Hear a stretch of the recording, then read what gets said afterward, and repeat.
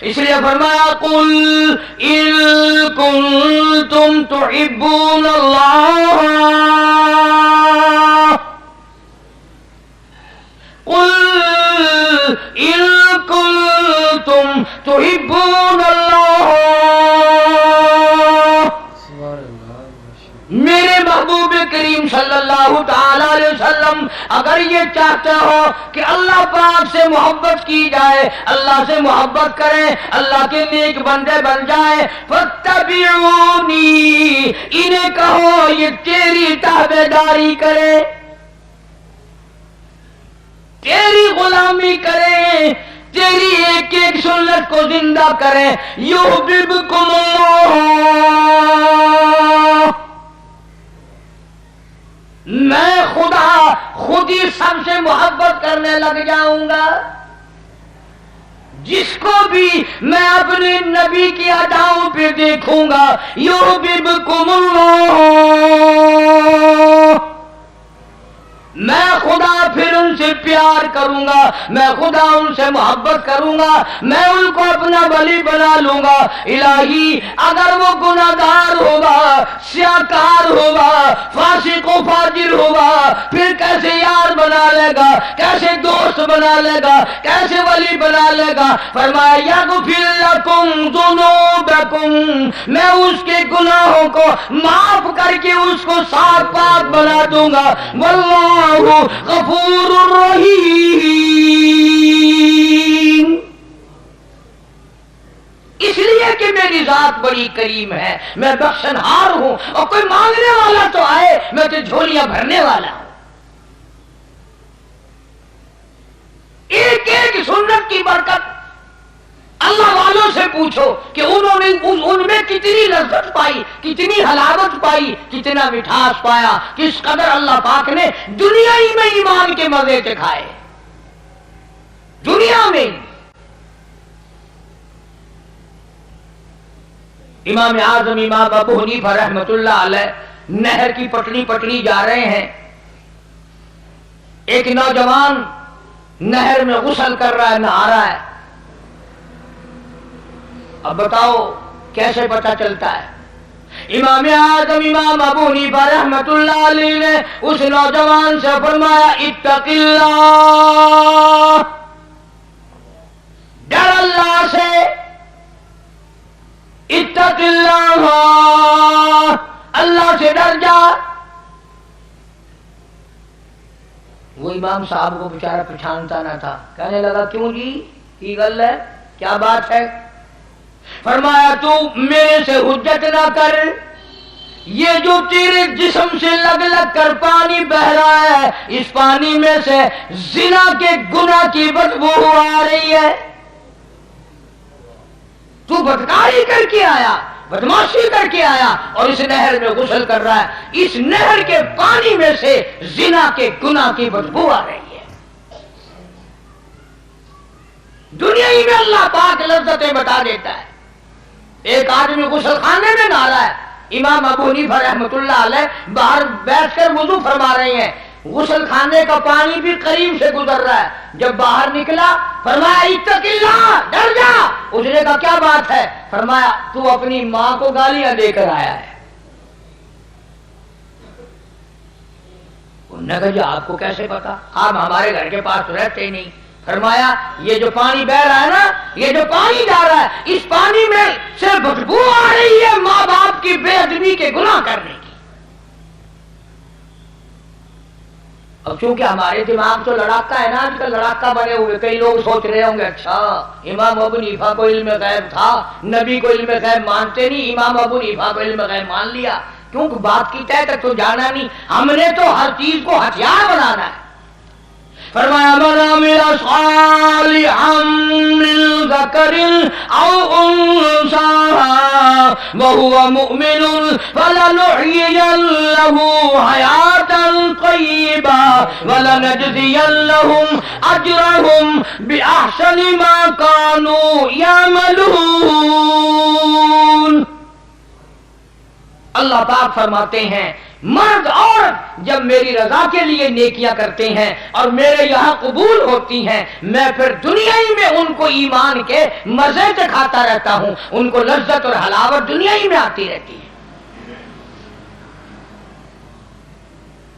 عرض کرنے کا مقصد یہ کہ حضرات صحابہ کرام سے بڑھ کر کون متبع سنت ہو سکتا ہے، کون ارادہ کر سکتا ہے؟ ایک ایک چیز میں حضور کریم صلی اللہ علیہ وسلم کے وہ پیچھے رہتے تھے، ایک ایک ادا کے۔ مدینہ پاک، اللہ پاک سب کو زیارت نصیب فرمائے۔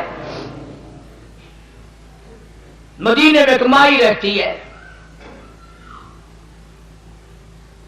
اماں اس مائی کی، اس لڑکی کی مکے پاک میں ہے، فتح مکہ سے پہلے کا واقعہ ہے۔ وہ ماں جو آئی، لڑکی کی محبت دل میں اٹھی، بیٹی کو ملنے کو دل چاہا، سفر کر کے مدینے آئی، دروازہ کھٹکھٹایا، اندر سے پوچھا کون ہے؟ کہنے لگی بیٹی جلدی دروازہ کھول، میں تیری اماں ہوں، مکے سے آئی ہوں ملنے کے لیے، تیری شکل دیکھنے کو ترس گئی، تو میری بیٹی ہے پیاری۔ ایمانداری سے بتاؤ، بھاگ کر دروازہ کھولنا چاہیے تھا، اماں کو لپٹ جاتی، خوشی کے آنسو آ جاتے، میری پیاری اماں، میری پیاری اماں، اتنا سفر کر کے آئی، دکھ اٹھا کر کے آئی۔ اللہ غنی، اندر بیٹھی بیٹھی لڑکی کہتی امی جان میں تمہیں کفر کی حالت میں چھوڑ کر آئی تھی، اس وقت تم کافرہ تھی، کلمہ نہیں پڑھتی تھی، یہ تو بتاؤ میرے نبی کا کلمہ پڑھ کر آئی یا وہی حالت ہے؟ مسلمان بن کر آئی ہو یا بھی حالت کفر پہ ہو؟ امی کہنے لگی بیٹی ان باتوں کو چھوڑ، آخر میں تیری اماں ہوں، تو میری بیٹی ہے، محبت نے مجبور کیا، میری اکڑیاں کرلائی، میں تجھے ملنے کے لیے چلی آئی، میں تیری شکل دیکھنا چاہتی ہوں۔ اندر سے آواز آتی ہے امی برا نہ ماننا، جب تک میں حضور کریم صلی اللہ علیہ وسلم سے کسی کو بھیج کر پوچھ نہ لوں کیا کافر ماں کو گھر میں آنے دوں کہ نہیں، اس وقت تک دروازہ بند رہے گا۔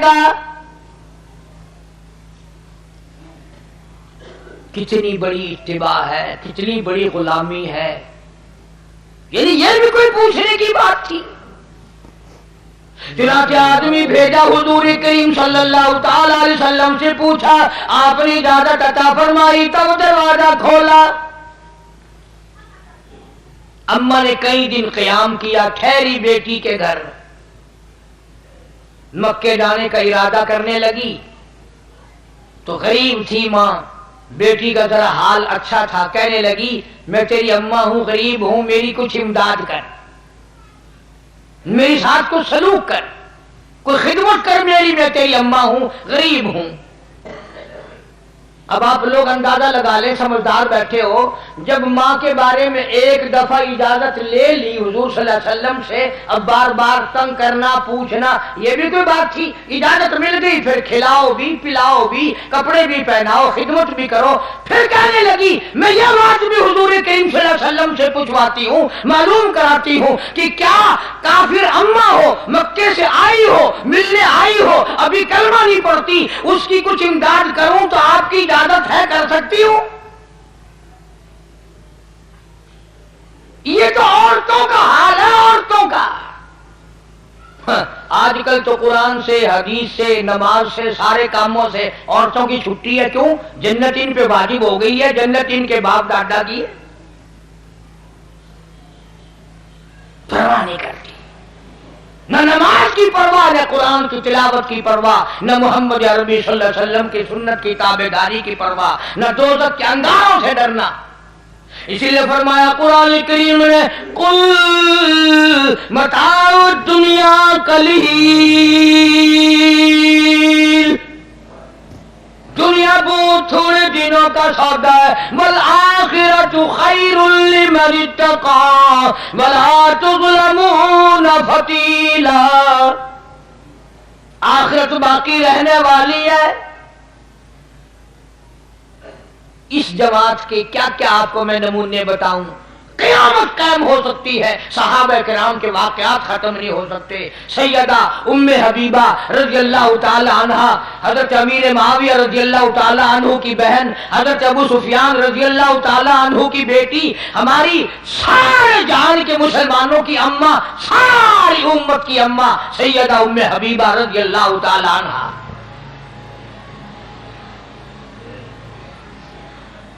اور ایک اور بات بتاؤں، جس مائی کا میں ذکر خیر کرنے لگا ہوں، آپ صلی اللہ علیہ وسلم کے 11 نکاح ہوئے، آپ کی 11 شادیاں ہوئیں، سب سے زیادہ حق مہر اس ام حبیبہ کا مقرر ہوا، 1000 دینار۔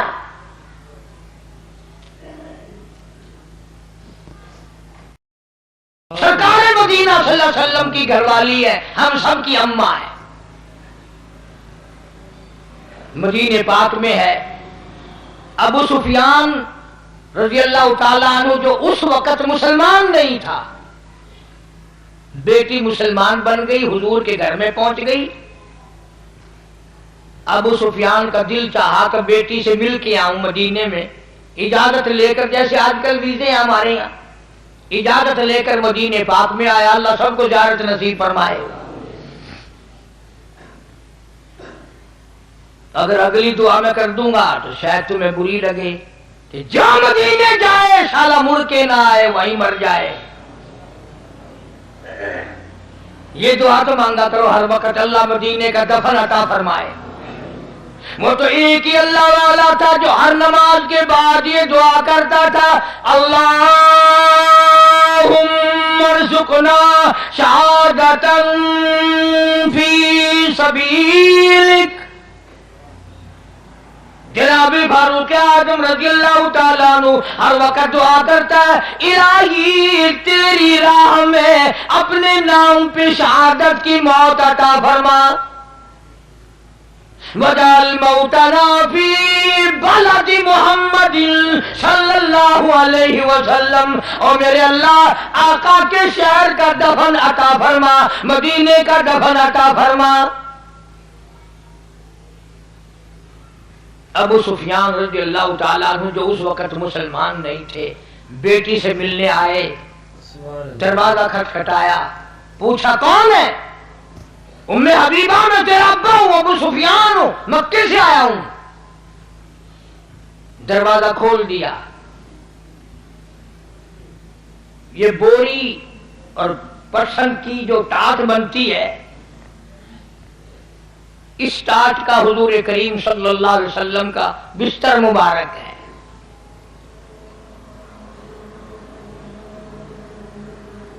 اگر سردی ہوتی تھی آدھا نیچے بچھا لیا جاتا تھا، آدھا اوپر اوڑھ لیا جاتا تھا۔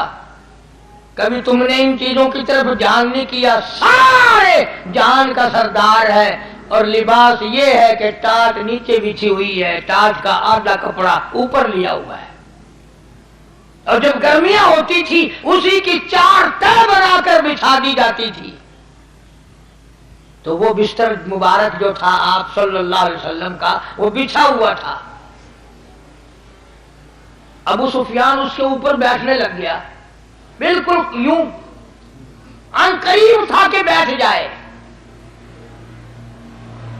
سیدہ ام حبیبہ رضی اللہ تعالیٰ عنہ نے دور سے شور مٹا دیا، ہاں ہاں ہاں ہاں، نہیں نہیں نہیں نہیں، نہ۔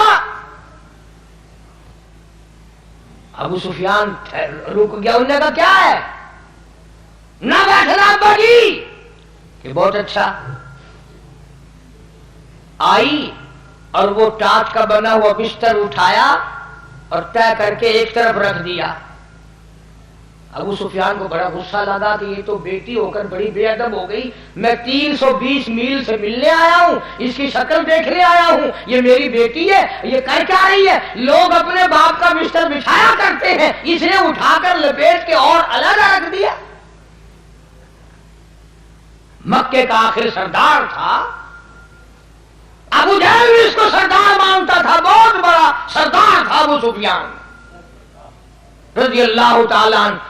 کہنے لگا بیٹی بے ادب ہو گئی ہو، گستاخ ہو گئی ہو، ابا کے لیے بستر بچھایا نہیں، اور بچھا ہوا بھی جو تھا وہ بھی اٹھا دیا۔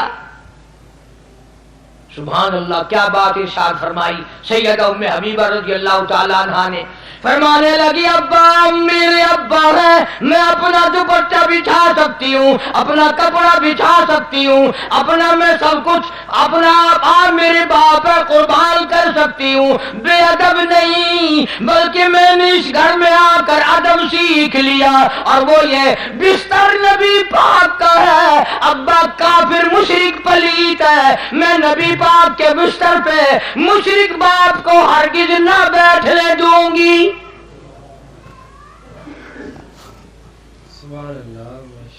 بستر نبی پاک صلی اللہ علیہ وسلم کا ہے، جہاں جبریل آتا ہے، میں مشرک باپ کے نیچے کیوں بچھاؤں؟ میں نے تو ادب سیکھا اسی گھر میں آ کر، اس لیے یہ چیزیں عرض کر رہا ہوں کہ دماغ میں بٹھاؤ، غلامی کرتے کرتے دم نکل جائے پھر تو ہے کامیابی، ورنہ وہ مار پڑے گی جو جھلی نہیں جائے گی۔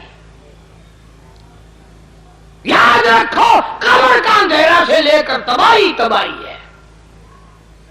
قرآن کریم میں ہے جہنم میں لوگ ہزاروں سال کر گزار دیں گے پانی پانی پانی پانی کرتے کرتے، فرمایا وَإِن يَسْتَغِيثُوا يُغَاثُوا بِمَاءٍ كَالْمُهْلِ يَشْوِي الْوُجُوهَ، پانی پانی پانی لوگ ہزاروں سال کریں گے، آواز آئے گی ایسا گرما گرم کھولتا ہوا پانی پلاؤ جس کو پینے سے اکڑیاں منہ کے بل باہر آ جائیں گی۔ عرض کرنے کا میرا مقصد کسی سے لڑائی نہیں، کسی سے جھگڑا نہیں، چاہتا یہ ہوں کہ مجھے بھی توفیق ہو جائے اور آپ لوگوں کو بھی نصیب ہو جائے کہ محمد عربی صلی اللہ علیہ وسلم کی اتباع کرتے کرتے موت آ جائے۔ بلکہ قبر پہ مٹی ڈالنے کا بھی سنت طریقہ ہے، مردے کو قبر میں اتارنے کا بھی سنت طریقہ ہے، مردے کو قبلے کی طرف منہ موڑنے کا بھی سنت طریقہ ہے، کفن پہنانے میں بھی سنت طریقہ ہے، غسل دینے میں بھی حضور کریم صلی اللہ علیہ وسلم کا بتایا ہوا سنت کا طریقہ ہے، جنازہ پڑھنے میں بھی، جنازہ اٹھا کر لے جانے میں بھی، پیدائش میں بھی، مرنے میں بھی، جینے میں، ہر موڑ پہ حضور کریم صلی اللہ علیہ وسلم کی ادائیں اور آپ کی سنت کو زندہ کرنے والا۔ فرمایا من احیا سنتی عند فساد امتی، جس نے ایسے وقت میں میری ایک سنت کو زندہ کیا جبکہ لوگوں نے میری سنت کو مٹا دیا ہو، فلہ اجر مئۃ شہید او کما قال النبی صلی اللہ علیہ وسلم، حضور فرماتے ہیں میں وعدہ کرتا ہوں اللہ پاک اس کو 100 شہیدوں کا ثواب عطا فرمائیں گے۔ ہم اپنے گھروں میں نبی کی سنت کو زندہ کریں، اپنے بچوں کو بتائیں، طریقہ سکھائیں، اپنے گھر کے ماحول میں جیسے آج کل ہم لوگ شرماتے ہیں نا کہ اگر فرش نہ دھویا گیا تو آنے جانے والی کیا کہیں گی، اگر گھر کی صفائی نہ ہوئی، لباس کی صفائی نہ ہوئی، چہرے منہ کی صفائی نہ ہوئی، کوئی عورت آ گئی تو کیا کہے گی۔ بس یوں سوچ لیا کرو قیامت کے دن جب شفاعت کے لیے آقا کے دربار میں جائیں گے، یہ گناہ لے کر جائیں گے تو حضور ہمیں کیا فرمائیں گے۔ اللہ پاک مجھے اور آپ کو عمل کی توفیق